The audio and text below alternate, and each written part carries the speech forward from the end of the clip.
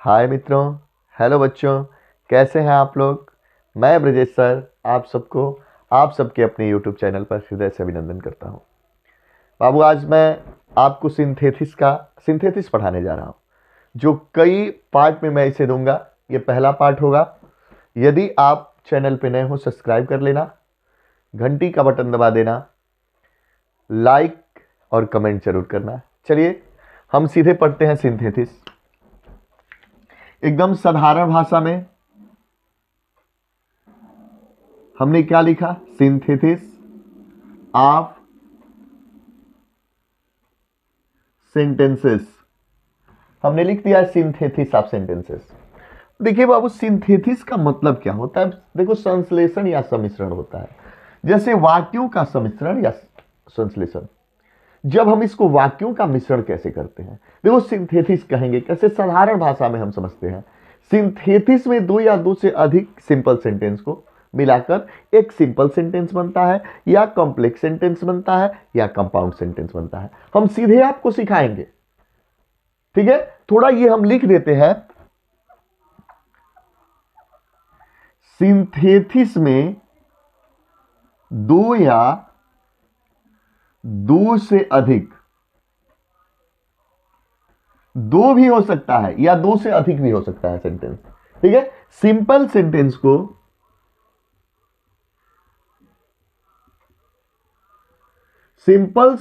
को मिलाकर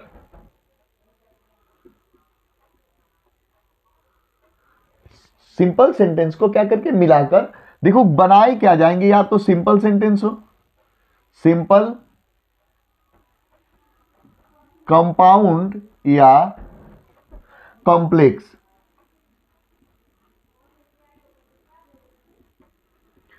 सेंटेंस बनाए जाते हैं। क्लियर हो गया? हमने क्या रखा? सिंथेसिस में दो या दो से अधिक सिंपल सेंटेंस को मिलाकर एक सिंपल सेंटेंस या कंपाउंड सेंटेंस या कॉम्प्लेक्स सेंटेंस बनाते हैं, ठीक है। अब देखिए इसका फॉर्मेशन कैसे बनता है, ये बनता कैसे है, ठीक है। हमने यहां लिखा फॉर्मेशन ऑफ सिंपल सेंटेंस। पहले हम किसको पढ़ेंगे? सिंपल सेंटेंसेस को।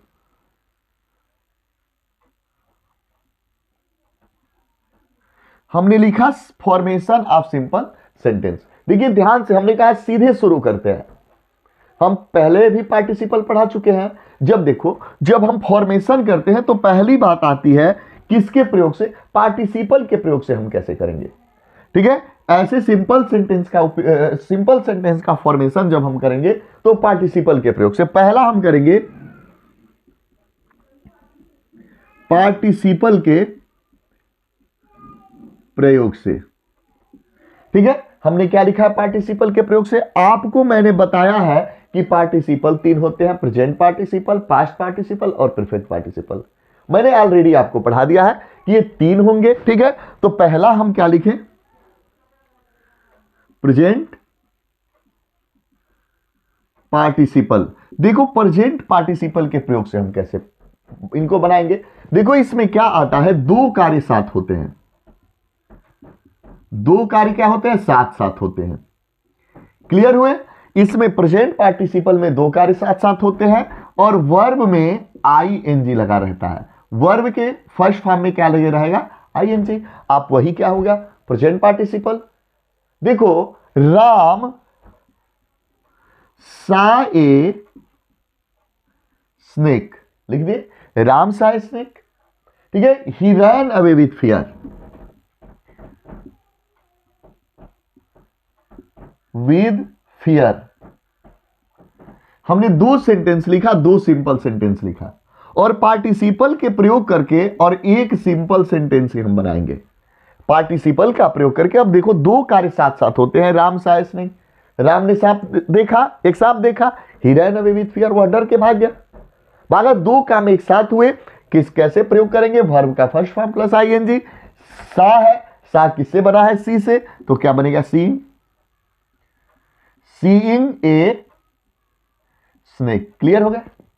Seeing a snake. अब देखो ही रैन अवे, ही है और राम है, बोलो, तो राम लगेगा, नाम के लिए दिया है राम रैन वे विथ फियर। क्लियर हुआ? बताओ, बहुत आसान है। दो सिंपल सेंटेंस हमने लिए और एक पार्टिसिपल का प्रयोग करके एक सिंपल सेंटेंस ही बनाया जो सिंथेसिस का रूप लिया। क्लियर हुए? अब देखिए एक चीज, हम एक और चीज आपको लिखते हैं। जैसे मान लो was were is are am आएंगे तो क्या लगेगा, क्या करेंगे हम लोग? ठीक है, तो देखो क्या है, हम कह रहे हैं कि I was hungry, I was hungry. Clear? I took my food, I took my food. लिख दिए आई was hungry, I took my food. Clear हुआ? अब बात क्या करते हैं, आई was hungry I took my food. इसमें देखो मैं भूखा था और मैंने क्या किया, अपना भोजन किया। जब भोजन लिया, अब देखो बाबू यहां क्या लगा, वाज। यहां वाज इज आर एम कुछ भी होता तो हम बीइंग लगाते, क्योंकि हमने पहले आपको ऑलरेडी पढ़ा भी दिया था। जैसे एक बार यहां भी देख लो कि हम भर में डू बी और क्या पढ़ाए थे, हैव पढ़ाए थे। इसमें आता है डू, डज और आता है डिड। इसमें इज, एम, आर, वाज, वर और क्या आता है, वाज। और इसमें हैज, हैव और क्या आता है, हैड। क्लियर हुए आप? देखिए अब देखो हम क्यों इसमें बीइंग लगाएंगे, क्योंकि यहां वर्ब हमको क्या मिला है, बी। क्योंकि या तो वाज वर्ब मिलेगा, नहीं तो ईज आर एम भी आएगा, तो किसका प्रयोग करेंगे, बीइंग का। तो हम बी ले लेंगे और क्या बनेगा, बीइंग। क्लियर हो गया? बीइंग। अब क्या होगा, hungry, I took my food. बोलो कितना आसान है। हमने दो सिंपल सेंटेंस लिया, एक क्या बनाया, एक सिंथेसिस बनाया जो सिंपल सेंटेंस का रूप लिया। क्लियर हुआ? समझ पाए? स्क्रीनशॉट करिए, चलते हैं हम आगे। ये रहा प्रेजेंट पार्टिसिपल के प्रयोग से। अब दूसरा क्या होगा बाबू, आप खुद जानते हो, बताओ, क्योंकि मैंने ऑलरेडी इनको पढ़ा भी दिया है पिछले वीडियो में, सिंथेसिस को, सॉरी सिंथेसिस नहीं, पार्टिसिपल को। देखो क्या है, अब हम दूसरा लेंगे पास्ट पार्टिसिपल। लिए पास्ट पार्टिसिपल, ले लिए। दोनों कार्यपूर्ण क्या बनाए थे, दोनों कार्यपूर्ण। और वर्ब का क्या आता है, थर्ड फॉर्म। दोनों कार्यपूर्ण, वर्ब का कौन सा फॉर्म, थर्ड फॉर्म। देखो I found my book. Clear हुए? ही रैन हो गया, I found my book, it was lost. देखो मैंने अपना किताब पाया, यह क्या हो गया था, खो गया था। खो गया था मतलब अपनी खोई हुई किताब मैंने पाया, तो क्या बनेगा बताओ, I found my lost book. मैंने अपनी खोई हुई किताब पाई। I found my lost book, मैंने अपना क्या पाया, खोया हुआ किताब पाया। क्लियर हुए? समझ पाए आप? अब तीसरा आता है बच्चे, आता है देखो, हम प्रीफिक्स पार्टिसिपल लिखते हैं।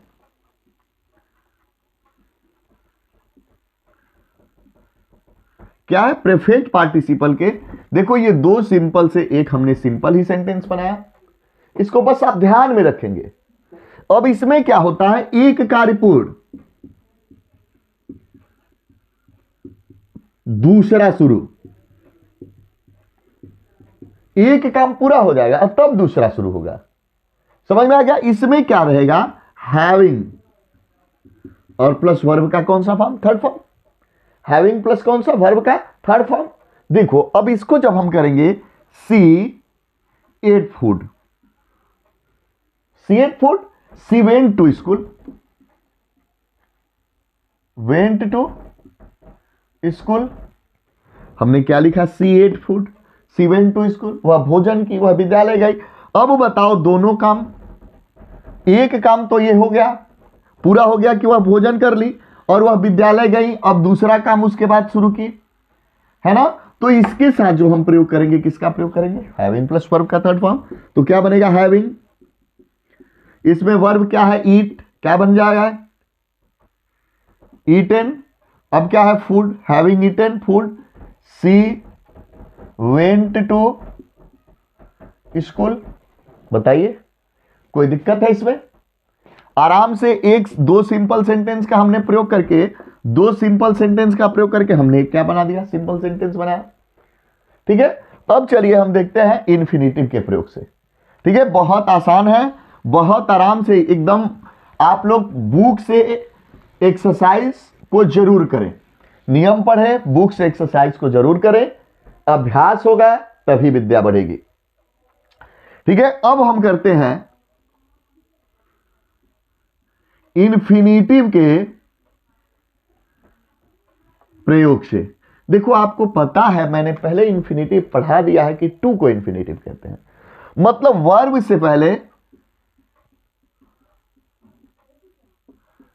टू लगा दो, समझ में आ गया, टू लगा दो, वही क्या बन जाता है, इन्फिनेटिव बन गया। ठीक है, अब देखो ये ना ने नी अर्थ देता है, ना नी ने। कब हम इसका प्रयोग करेंगे, देखो कब करेंगे, जब उद्देश्य आ जाए। क्या आ जाए, उद्देश्य, फल दर्शाना आ जाए, फल को दर्शाए, मतलब इसके फल स्वरूप जो कार्य हो रहे हैं उनको दर्शाए, तब हम किसका प्रयोग करेंगे, इन्फिनेटिव टू का प्रयोग करेंगे। जैसे हम यहां लिख रहे हैं ही took a knife, he took a knife, he wanted to kill a hen, wanted to kill a हेन। ठीक है, he took a knife, he wanted to kill a hen. अब देखिए ध्यान से, अच्छा बताओ इसका उद्देश्य, जब ये उठाया है नाइफ, चाकू लिया है, तो किसके लिए लिया है? जब चाकू लिया तो वो क्या करना चाहता है, क्या करना चाहता था, उसका उद्देश्य था क्या करना, एक मुर्गी को काटना। तो उद्देश्य को पूरा करने के लिए किससे जोड़ा जाता है, इन्फिनेटिव से। तो ही took a knife to kill a हेन। बताओ कितना आसान है, बहुत आसान है कि नहीं, ही took a knife to kill a हेन। क्लियर? अब देखो ध्यान से देखना है आपको, जैसे अब अगर आ जाए कि ही वांटेड टू स्टडी, हमने लिखा ही वांटेड टू स्टडी। ठीक है, he has gone to Ballia, वह बलिया गया, है ना। देखो बात क्या है, ही वांटेड टू स्टडी, ये सॉरी ये टू है, he wanted to study, he has gone to Ballia. उद्देश्य क्या है, वह अध्ययन करना चाहता था, वह कहां गया, बलिया जा चुका है। जब देखो बलिया किस लिए, अध्ययन के लिए, उद्देश्य है। ठीक है, अब क्या बनेगा, देखो यहां हैज आ गया है, तो क्या बनेगा, ही हैज, क्लियर हुए, he has gone to Ballia. अब यहां इन्फिनेटिव से इसको जोड़ दो, टू स्टडी, वह अध्ययन के लिए बलिया जा चुका है। समझ में आया, समझ पाए आप लोग? बहुत आसान है बाबू, बहुत आसान है। ठीक है, अब देखिए